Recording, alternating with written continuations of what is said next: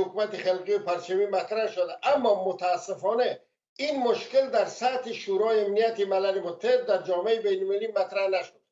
و از طرف دیگر هر حکومتی که به افغانستان بوده، مثلا من خود در پختونخوا یا پشاور دیپلمات بودم، یعنی وقتی که ما تا پل اتک ادعا داریم چرا نمایندگی سیاسی ما در پشاور داشته باشیم، چرا نمایندگی سیاسی در کویته داشته باشیم اگر خاک از ما است. سوال بعدی هم امی است مشخصا آقای سیدی، راهکارهای بین المللی و راهکارهای مبتنی بر حقوق بین الدول و حقوق بین المللی در زمینه حل مسائل سرحدی وجود داره. چرا دولت‌های افغانستان همواره در این مورد اعلام اختلاف کردند و تنش‌های لفظی و رسانه‌ای ایجاد کردند؟ البته این تنش‌ها ایجاد شده بین دو طرف، اما در سرحد بین المللی یا در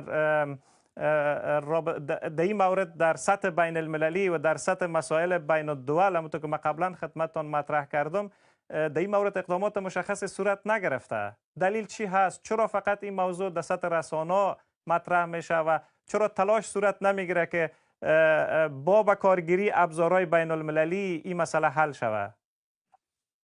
به طابق کنوانسیون‌های بین المللی یا حقوق بین الدول دو ارزش مطرح است، یکی دولت‌ها و حکومت‌ها است، یکی اقوام و مردم است. خط دیورند از طریق مردم افغانستان از دو قوم، یعنی اون طرف خط و این طرف خط که دو قوم دو زبان جدا شده، حل نیست، یک معضله است، حل نشده. اما از طریق حکومت‌ها، از طریق دولت‌ها و از طریق جامعه بین الملل به نحوی حل شده. به این معنا که همین شورای امنیت ملل متحد، همین ملل متحد دیورند کرشه میگه، یعنی خط ریاضی میگه. حتی در زمان حکومت اشرف غنی آقای شاه محمود میاخیل و یما یوری که در جرمنی سفیر است، اینا رفتن خط دیورند نوارش قطع کردن. تکرار میکنم از نگاه حقوق بین الدول مطابق ماده 100